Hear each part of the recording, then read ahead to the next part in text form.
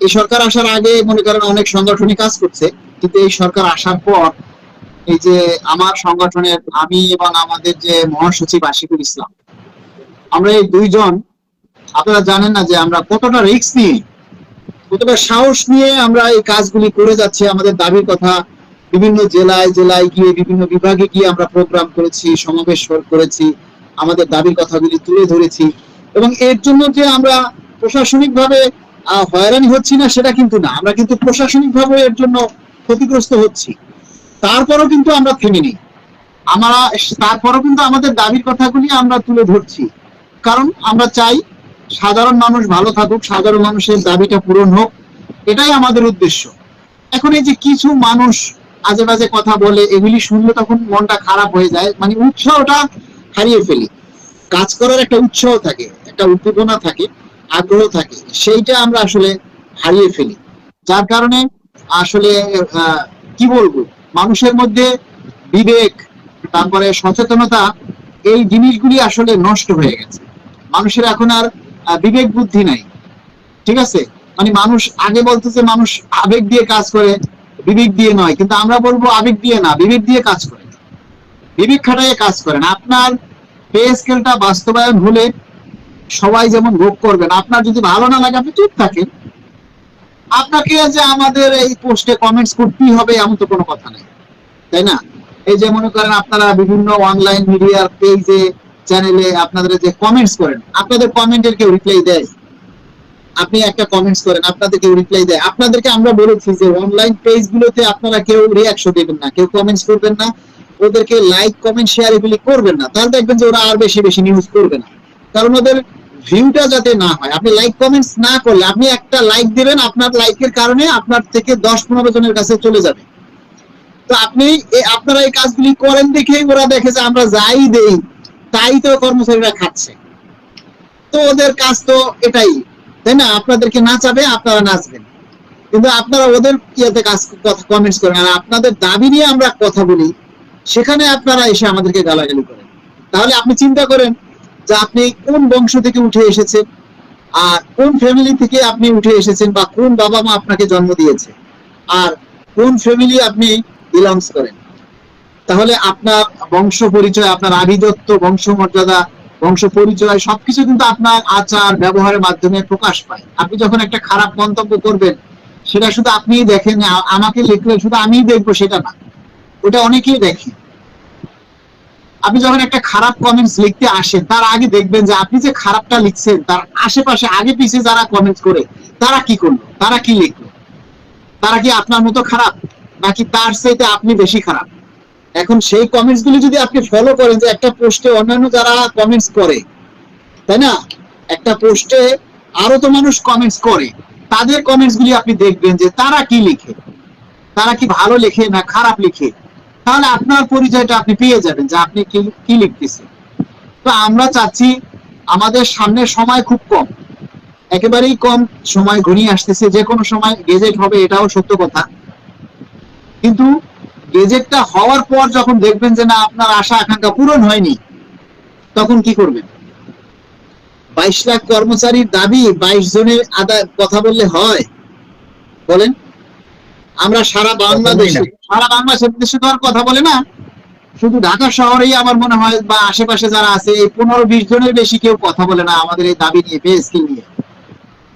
তো সব মিলাই যদি 22 জনও হয়, তাহলে 22 লাখ কর্মচারীর দাবির কথা 22 জনে বললে হবে? তারপরে যদি আপনারা উল্টা পুল্টা মতামত দেন, কমেন্টস করেন, তখন আর মানে কাজ করার আগ্রহ থাকে।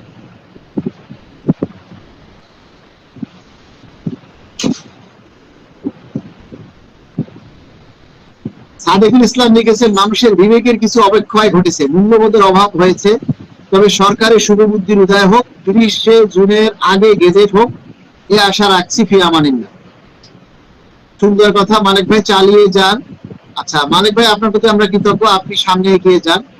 আচ্ছা মালিক ভাই এগিয়ে চলেন, আমরা সবাই পাশে আছি।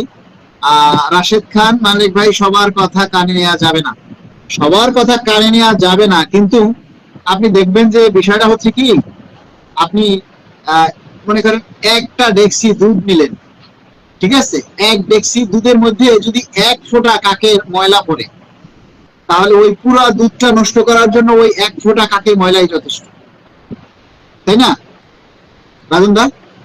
জি। তো মালিক ভাই আমি একটু কথা বলি, সেটা হলো যে আমার আজকে একটু ব্যস্ততা আছে, আমি চলে যাব। তো এই সুযোগ যে আপনার কাছে আমি রিকোয়েস্ট পাঠাইছিলাম, আপনি আমাকে লাইভে যুক্ত করছেন, এর জন্য আপনাকে অসংখ্য ধন্যবাদ। তবে যাওয়ার আগে সকল কর্মচারী ভাই বোনদের উদ্দেশ্যে একটা কথা বলবো, এইটা তো অন্তিম একটা মুহূর্ত, একটা চূড়ান্ত একটা মুহূর্ত।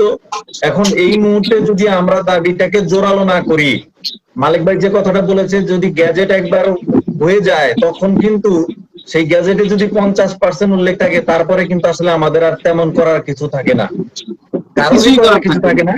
তো সেই সুযোগ, এইটাই হচ্ছে সেই সুযোগ। আমরা যেহেতু মিডিয়ার কল্যাণে একটা জিনিস জানতে পারছি যে সচিব কমিটি 3টা প্রস্তাব নিয়ে একটা খসড়া বাজেট তারা মানে একটা গ্যাজেট তারা দাঁড় করিয়েছে। তো অন্ততপক্ষে আমরা সর্বোচ্চটা যেন আমরা আমাদের দাবির মাধ্যমে আমরা সরকারের মাননীয় প্রধানমন্ত্রীর দৃষ্টিতে আনতে পারি, আমরা যেন সর্বোচ্চটা আদায় করে নিতে পারি। তার জন্য আমাদেরকে জোরালো ভূমিকা পালন করতে হবে। এখন এই মুহূর্তে আমাদের একটাই কাজ, সেটা হচ্ছে ব্যাপকভাবে প্রচার করা, ব্যাপকভাবে প্রচার করা। সবাই যার যার অবস্থান থেকে ব্যাপকভাবে দাবিটা জোরালো ভাবে প্রচার করুন, তুলে ধরুন। কোনো না কোনো ভাবে দেখা যাবে যে আপনার দাবিটা, আপনার লিঙ্কে কোনো না কোনো মন্ত্রী আছে, কোনো এমপি আছে, কোনো নেতা আছে, কারো না কারোর মাধ্যমে দেখা যাবে যে উপরের লেভেলে চলে যাবে। আপনার প্রচারণা মিডিয়াও প্রচার করে, হ্যাঁ। অতএব কোনো না কোনো ভাবে কিন্তু উপর মহলের দৃষ্টিতে আসবে। অতএব এটা হচ্ছে একটা চূড়ান্ত মুহূর্ত। আমরা যদি এইবার না পারি অন্তত, তাহলে আরো কত বছর, কত দিন যে অপেক্ষা করতে হবে, সেটাই এখন দেখার বিষয়। আর মালিক ভাই লাইভের মাধ্যমে আমি আমার সেক্টরের এমপিওভুক্ত শিক্ষক কর্মচারী ভাই বোনদের উদ্দেশ্যে বলবো যে আপনারাও আপনাদের দাবিটা জোরালো করুন। পে স্কেল বাস্তবায়নের দাবিটি সর্বোচ্চ পর্যায়ে থেকে যেন সর্বোচ্চ স্টেপটা আসে, সর্বোচ্চ ধাপে যেন আমরা নিতে পারি, সেটা প্রচার করুন। এবং 1 জুলাই থেকেই যেন আমাদেরটাও কার্যকর হয়, সেটা প্রচার করুন। ধন্যবাদ মালিক ভাই, আজকের মতো বিদায়। রাজনদা, আমাদের কিন্তু 8ই আগস্ট কাউন্সিল, আগামী আগস্ট মাসের 8 তারিখে আমাদের কাউন্সিল। আপনি কিন্তু মেন্টালি প্রিপারেশন রাখবেন, আর আপনার নাম্বারটা আমাকে একটু ইনবক্সে দিবেন। জি 100% আমি দিয়ে রাখতেছি, আপনার সাথে কথা হবে। আগের একটা নাম্বার দিছেন, ওই নাম্বারটায় কিন্তু কল যায় না, বন্ধ মনে হয়। কয়েকদিন যাবতীয় কয়েকজন অভিযোগ দিতেছে নাম্বারে কল আসে না। ঠিক আছে, আমি আপনাকে আরেকটা নাম্বার দিয়ে দিচ্ছি, আমার পার্সোনাল আরেকটা নাম্বার আছে, কথা হবে অবশ্যই ভাই।